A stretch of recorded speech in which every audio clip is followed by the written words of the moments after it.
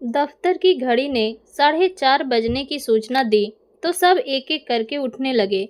अमित ने जैसे यह आवाज़ सुनी ही नहीं। चलना नहीं है क्या यार? राहुल ने पीठ में एक धौल मारी तो वह चौंक गया। 5 बज गए क्या? कमाल है। राहुल बोला, घर में नई ब्याही बीवी बैठी है और पति को यह भी पता नहीं कि 5 कब बज गए। अरे मियाँ, तुम्हारे तो आजकल वे दिन हैं जब लगता है कि घड़ी की सुइयां खिसक ही नहीं रही और कमबख्त 5 बजने को ही नहीं आ रहे। पर एक तुम हो कि राहुल के व्यंग से अमित के सीने में एक चोट सी लगी। फिर वह स्वयं को संभालकर बोला, मेरा कुछ काम अधूरा पड़ा है, उसे पूरा करना है। तुम चलो, मैं अभी आता हूँ। राहुल ऑफिस से चल पड़ा। अमित गहरी सांस लेकर कुर्सी पर बैठ गया और सोचने लगा, वह राहुल को कैसे बताता कि नई नवेली बीबी है, तभी तो वह यहाँ बैठा है। उसके अंदर की उमंग जैसे मर सी गई है। पिताजी को भी न जाने क्या सूझी कि उसे गले में ऐसी नकेल डाल दी जिसे ना वह उतार सकता है और ना खुश होकर पहन सकता है। वह तो विवाह करना ही नहीं चाहता था, अकेले रहने का आदी हो गया था। विवाह की इच्छा ही नहीं होती थी। उसने कई शौक पाले हुए थे। शास्त्रीय संगीत के महान गायकों के कैसेट का अनुपम खजाना था उसके पास, जिन्हें सुनते सुनते वह ना जाने कहाँ खो जाता था। और इन सब में व्यस्त रहकर उसने विवाह के बारे में कभी सोचा भी नहीं था। ऐसे में पिताजी का पत्र आया, अमित, तुम्हारे लिए एक लड़की देखी है, अच्छे खानदान की है, प्रथम श्रेणी में एमए है, मेरे मित्र की बेटी है, फोटो साथ भेज रहा हूँ। मैं तो उन्हें हाँ कर चुका हूँ, तुम्हारी स्वीकृति का इंतजार है। अनमना सा होकर उसने फोटो उठाया और गौर से देखने लगा था। तीखे नाक नक्श की एक आकर्षक मुखाकृति थी। बड़ी बड़ी भावपूर्ण आंखें जैसे उसके सारे वजूद पर छा गई थी और जाने किस जोश में उसने वापसी डाक से ही पिताजी को अपनी स्वीकृति भेज दी थी। पिताजी ने 1 माह बाद ही विवाह की तारीख नियत कर दी थी। इसके दोस्त राहुल, विपिन आदि हैरान थे और उसे सलाह दे रहे थे कि सिर्फ फोटो देखकर ही वह विवाह को कैसे राजी हो गया। कम से कम एक बार लड़की से रूबरू तो हो लेता। पर जवाब में वह हंसकर बोला था, फोटो तो मैंने देख ही लिया है, अब पिताजी लंगड़ी लूली बहू तो चुनेंगे नहीं। पर कितना गलत सोचा था उसने। विवाह की प्रथम रात्रि को ही उसने प्रिया के चेहरे पर प्रथम दृष्टि डाली तो सन रह गया था। प्रिया की रंगत काफी सांवली थी। फिर तो वे बड़ी बड़ी आंखें जिसमें वह अक्सर कल्पना में डूबा रहता था, वे तीखे नैन नक्श जो धार की तरह सीधे उसके हृदय में उतर जाते थे, सब कुछ जैसे काफूर सा उड़ गया था और रह गया था तो सिर्फ और सिर्फ प्रिया का सांवला रंग। प्रिया से तो उसने कुछ नहीं कहा, पर सुबह पिताजी से लड़ पड़ा था, कैसी लड़की देखी है आपने मेरे लिए? आप पर भरोसा करके मैंने बिना देखे ही विवाह के लिए हाँ कर दी थी, और आपने यह क्या किया? क्यों? क्या कमी है लड़की में? लंगड़ी लूली है क्या? पिताजी टेढ़ी नजरों से उसे देखकर बोले थे, आपने तो बस जानवरों की तरह सिर्फ हाथ पैरों की सलामती का ही ध्यान रखा, यह नहीं देखा कि उसका रंग कितना काला है। बेटे, पिताजी समझाते हुए बोले थे, प्रिया अच्छे घर की सुशील लड़की है, प्रथम श्रेणी में एमए है, चाहो तो नौकरी करवा लेना, रंग का सांवला होना कोई बहुत बड़ी कमी नहीं है। और फिर प्रिया सांवली अवश्य है पर काली नहीं। पिताजी और माँ दोनों ने उसे अपने अपने ढंग से समझाया था, पर उसका आक्रोश कम नहीं हुआ था। प्रिया के कानों में भी शायद इस वार्तालाप के अंश पड़ गए थे। रात को वह धीमे स्वर में बोली थी, शायद यह विवाह आपकी इच्छा के विरुद्ध हुआ है। यह खामोश रहा था। 15 दिन बाद ही वह काम पर वापस आ गया था। प्रिया भी उसके साथ थी। काम पूरा कर प्रिया ने उसकी अस्त व्यस्त गृहस्थी को सुचारू रूप से समेट लिया था। साहब, घर नहीं जाना है क्या? चपरासी रामलाल का स्वर कान में पड़ा तो उसकी विचार तंद्रा टूटी। शाम के 6 बज चुके थे। वह उठ खड़ा हुआ। घर जाने का भी जैसे कोई उत्साह नहीं था उसके अंदर। उसे आए 15 दिन हो गए हैं, अभी तक उसके दोस्तों ने प्रिया को नहीं देखा है। जब भी वे घर आने की बात करते हैं वह कोई न कोई बहाना बनाकर टाल जाता है। आखिर वह करे भी क्या? राहुल की बीवी अनुजा कितनी सुंदर है और आकर्षक भी, और विपिन की पत्नी कौन सी कम है। रमेश की पत्नी लता भी कितनी गोरी और सुंदर है। प्रिया तो इन सब के सामने कुछ भी नहीं। उसके दोस्त तो पत्नियों को बगल में सजावटी वस्तु की तरह लिए घूमते हैं। एक वह है कि दिन के समय भी प्रिया को साथ लेकर बाहर नहीं निकलता।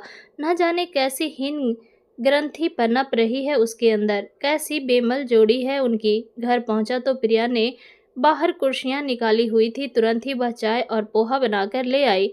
वह खामोश चाय की चुस्कियां ले रहा था। प्रिया उसके मन का हाल काफी हद तक समझ रही थी। उसने छोटे से घर को तो अपने कुशल हाथों और कल्पना शक्ति से सजा रखा था, पर पति के मन की था वह नहीं ले पा सकी थी। छोटे से बगीचे में फूल पत्तियां तोड़कर वह रोज पुष्प सजाया करती। कई बार तो अमित भी सजे हुए सुंदर घर को देखकर हैरान रह जाता था। तारीफ के बोल उसके मुंह से निकलने को ही होते, पर वह उन्हें अंदर ही अंदर घुट लेता। पाक कला में निपुण प्रिया रोज नए नए व्यंजन बनाती। उसकी तो भूख जैसे दुगनी हो गई थी। नहाने जाता तो स्नान घर में कपड़े, तौलिया, साबुन सब करीने से सजे मिलते। यह सब देखकर मन ही मन प्रिया के प्रति प्यार और स्नेह के अंकुर से फूटने लगते। पर फिर उसी क्षण वही पुरानी कटुता उमड़कर सामने आ जाती और वह सोचता, यह काम तो कोई नौकर भी कर सकता है। एक दिन वह दफ्तर से आकर बैठा ही था कि राहुल, विवेक, रमेश सजी धजी पत्नियों के साथ उसके घर आ धमके। राहुल बोला, आज पकड़े गए जनाब। उन सब के चेहरे देखकर एक बार तो अमित भी संसा रह गया। क्या सोचेंगे यह सब प्रिया को देखकर। क्या यही रूप की रानी थी जिसे अब तक उसने छिपाकर रखा हुआ था। पर मन के भाव छिपाकर वह चेहरे पर मुस्कान ले आया और बोला, आओ आओ यार, धन्यवाद जो तुम सब इकट्ठे आए। आज तो खास तौर से भाभी जी से मिलने आए हैं, विवेक बोला। और फिर सब बैठक में आ गए। सुघड़ और कलात्मकता से सजी बैठक में आकर सभी नजरें घुमाकर सजावट देखने लगे। राहुल बोला, अरे वाह, तेरे घर का तो कायाकल्प हो गया है यार। तभी अंदर से प्रिया मुस्कुराती हुई आई और सबको नमस्ते करके बोली, बैठिए, मैं आप लोगों के लिए चाय लाती हूँ। आप भी क्या सोचती होंगी कि आपके पति के कैसे दोस्त हैं जो अब तक मिलने भी नहीं आए, पर इसमें हमारा कसूर नहीं है। अमित ही बहाने बनाकर हमें आने से रोक रहा था। प्रिया, तुम्हारी पुष्प सजा तो बहुत गजब की है।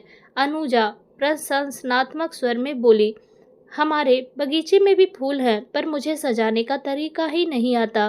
तुम सिखा देना। इसमें सिखाने जैसी कोई बात ही नहीं। प्रिया संकुचित हो उठी। वह रसोई में चाय बनाने चली गई।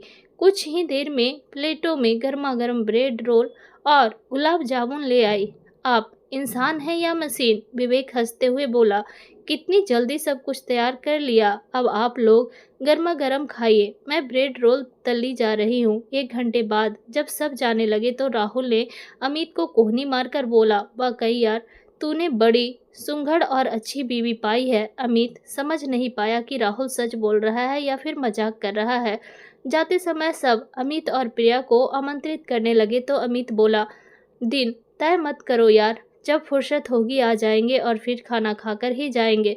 फिर तो तुम्हें भी मूंग की दाल और रोटी ही मिलेगी। विवेक हंसता हुआ बोला, हमारी पत्नी का तो लगभग रोज का यही घिसा पीटा मेनू है, और कहीं हमारे यहाँ खिचड़ी ही ना बनी हो। अनुजा जब भी थकी होती है खिचड़ी ही बनाती है।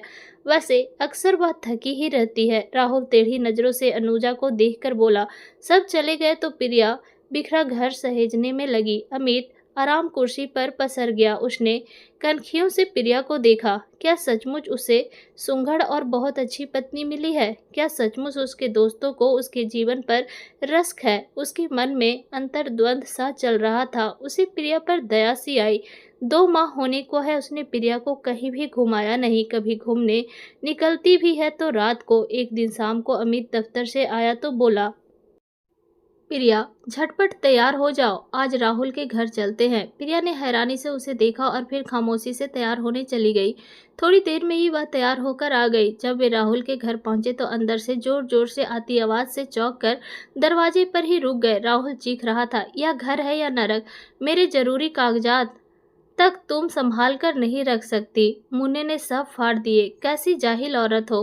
कौन पढ़ी लिखी कहेगा जाहिल हो तुम? अनुजा का तीखा स्वर गूंजा। मैं तुम्हारी नौकरानी नहीं हूँ जो तुम्हारा बिखरा सामान ही सारा दिन सहेजती रहूं। बाहर खड़े प्रिया और अमित संकुचित से हो उठे। उसे हालात में वे वैसे कैसे अंदर जाएं समझ नहीं पा रहे थे। फिर अमित ने गला खसखसाकर दरवाजे पर लगी घंटी बजाई। दरवाजा अनुजा ने खोला। बिखरे बाल, मैली सी सलवटों वाली साड़ी और मेकअप विहीन चेहरे में वह काफी फूहड़ और भद्दी लग रही थी।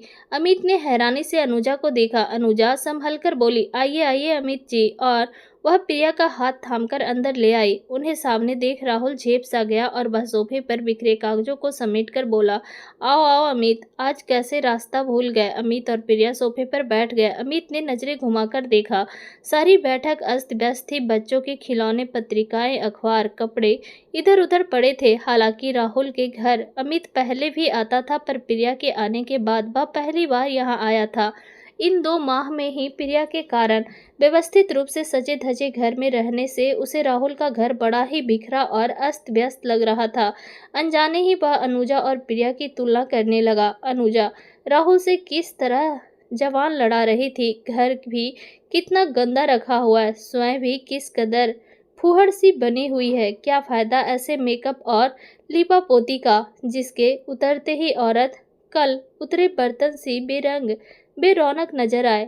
इसके विपरीत प्रिया कितनी सभ्य और सुसंस्कृत है, उसके साथ कितनी शालीनता से बात करती है, अपने सांवले रंग पर फबने वाली तैयारी सी रहती है, घर भी कितना साफ रखती है। लोग जब उसके घर की तारीफ करते हैं तब गर्व से उसका सीना फूल जाता है। तभी अनुजा चाय और एक प्लेट में भुजिया लाई तो राहुल बोला, अरे अमित और उसकी पत्नी पहली बार घर आए हैं, कुछ खातिरदारी करो। अब घर में तो कुछ है नहीं, तुम झटपट जाकर बाजार से ले आओ। नहीं नहीं, अमित बोला, इस समय कुछ खाने की इच्छा भी नहीं है। मन ही मन वह सोच रहा था, प्रिया मेहमानों के सामने हमें कोई न कोई घर की बनी हुई चीज अवश्य रखती है। जो खाता है तारीफ किए बिना नहीं रहता। कुछ देर बैठकर अमित और प्रिया ने उनसे विदा ली। बाहर आकर अमित बोला, रास्ते में विवेक का भी घर पड़ता है, जरा उसके यहाँ भी हाजिरी लगा ले। चलते चलते उसने प्रिया का हाथ अपने हाथों में थाम लिया। प्रिया हैरानी से उसे देखने लगी। सदा उसकी उपेक्षा करने वाले पति का यह अप्रत्याशित व्यवहार उसकी समझ में नहीं आया। विवेक के घर जब वे पहुंचे तो दरवाजा खटखटाने पर तौलिए से हाथ पोंछता विवेक रसोई से निकला और उन्हें देखकर शर्मिंदा सा होकर बोला, अरे वाह, आज तो ना जाने सूरज कहाँ से निकला जो तुम लोग हमारे घर आए हो। विवेक के घर का भी वही हाल था। बैठक इस तरह से अस्त व्यस्त थी जैसे अभी तूफान आकर गुजरा हो। विवेक पत्रिकाएं समेटता हुआ बोला, आप लोग बैठो, मैं चाय बनाता हूँ। नीता तो लेडीज क्लब गई हुई है, पत्नी क्लब में, पति रसोई में। अमित को मन ही मन हंसी आ गई। तभी प्रिया खड़े होकर बोली, आप बैठिए भाई साहब, मैं चाय बनाकर लाती हूँ। कहकर प्रिया रसोई में चली गई। तभी विवेक का 1 साल का बेटा भी उठकर रोने लगा। विवेक उसे हिला डुला कर चुप कराने का प्रयास करने लगा। कुछ ही देर में प्रिया ट्रे में चाय और दूध की बोतल ले आई और बोली, आप लोग चाय पीजिए, मैं मुन्ने को दूध पिलाती हूँ। और विवेक के नाना करते भी उसने मुन्ने को अपनी गोद में लिटा लिया और बोतल से दूध पिलाने लगी। विवेक धीमे स्वर में अमित से बोला, यार अमित, बीवी हो तो तुम्हारी जैसी, दूसरों का घर भी कितनी अच्छी तरह संभाल लिया। एक हमारी मेम साहब हैं, अपना घर भी नहीं संभाल सकती। घर आओ तो पता चलता है कि किट्टी पार्टी में गई हैं या क्लब में। मुन्ना आया के भरोसे रहता है। उस दिन भर वह देर रात तक सो नहीं सका। वह सोच में निमग्न था। उसे तो अपनी पत्नी की सांवले रंग पर शिकायत थी, पर यहाँ तो उसके दोस्तों को अपनी गोरी चिट्टी बीवियों से हर बात पर शिकायत है। इतवार के दिन सभी दोस्तों ने अमित की शादी की खुशी में पिकनिक का आयोजन किया था। विवेक, रमेश, राहुल, विपिन सभी शरीक थे। इस पिकनिक में खाने पीने का सामान अमित के दोस्त लाए थे। अमित को उन्होंने कुछ भी लाने से मना कर दिया था, पर फिर भी प्रिया ने मसालेदार छोले बना लिए थे। सभी छोले को चटकारे लेकर खा रहे थे। अमित हैरानी से देख रहा था कि प्रिया ही सबके आकर्षण का केंद्र बनी हुई थी। अनुजा उससे बुनाई डालना सीख रही थी तो नीता उसके घने लंबे बालों का राज पूछ रही थी। रमेश की पत्नी लता उससे मसालेदार छोले बनाने की विधि पूछ रही थी। तभी विवेक बोला, अमित भाभी चाय तो आपके हाथ की ही पियेंगे। उस दिन आपकी बनाई चाय का स्वाद अभी तक जवान पर है। लता, अनुजा, नीता आदि ताश खेलने में लगी थी और प्रिया स्टोव जलाकर चाय बनाने लगी। विवेक भी उसका हाथ पटाने लगा। चाय की चुस्कियों के साथ एक बार फिर प्रिया की तारीफ शुरू हो गई। चाय खत्म होते ही विवेक बोला, अब अमित भाभी एक गाना सुनाएंगी। मैं, यह आप क्या कह रहे हैं भाई साहब? ठीक कह रहा हूँ, विवेक बोला। आप बेदनी में चाय बनाते समय गुनगुना रही थी, मैंने पीछे से सुन लिया था। अब कोई बहाना नहीं चलेगा, आपको गाना ही पड़ेगा। हाँ हाँ, सब एक स्वर में बोले। मजबूरन प्रिया को गाने के लिए हाँ भरनी पड़ी। उसने एक गाना शुरू कर दिया। झील का खामोश किनारा उसकी मीठी आवाज से गूंज उठा। सभी मंत्रमुग्ध से उसका गाना सुन रहे थे। अमित भी हैरान था, प्रिया इतना अच्छा गाना गा लेती है, उसने कभी सोचा भी नहीं था। बड़े ही मीठे स्वर में गा रही थी। गाना खत्म हुआ तो सबने तालियां बजाई। प्रिया संकुचित हो उठी। अमित गहराइयों से प्रिया को देख रहा था। उसे लगा प्रिया इतनी सांवली नहीं है जितनी वह सोचता है। उसकी आंखें काफी बड़ी और भावपूर्ण है।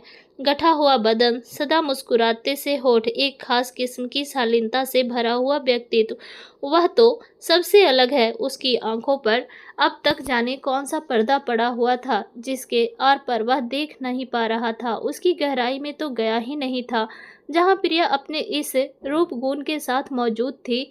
सीप में बंद मोती की तरह एक उसके सांवले रंग की ही आड़ लेकर बाकी सभी गुणों को वह अब तक नजरअंदाज करता रहा था। अगर गोरा रंग ही खुशी और सुखमय वैवाहिक जीवन का आधार होता तो उसके दोस्त शायद खुशियों के सैलाब में डूबे होते, पर ऐसा कहाँ है। पिकनिक के बाद थके हारे शाम को वो घर लौटे तो अमित को अपेक्षाकृत प्रसन्न और मुखर देखकर प्रिया विस्मित सी थी। घर में खामोशी की चादर ओढ़ने वाला अमित आज खुलकर बोल रहा था। कुछ हिम्मत करके प्रिया बोली, क्या बात है, आज आप काफी प्रसन्न नजर आ रहे हैं। हाँ, आज मुझे सीप में बंद मोती मिला है। और उसने प्रिया को बाहों में बांध लिया। आशा करती हूँ आपको हमारी कहानी अच्छी लगी तो वीडियो को लाइक और शेयर करें, चैनल को सब्सक्राइब करें। वीडियो देखने के लिए आपका धन्यवाद।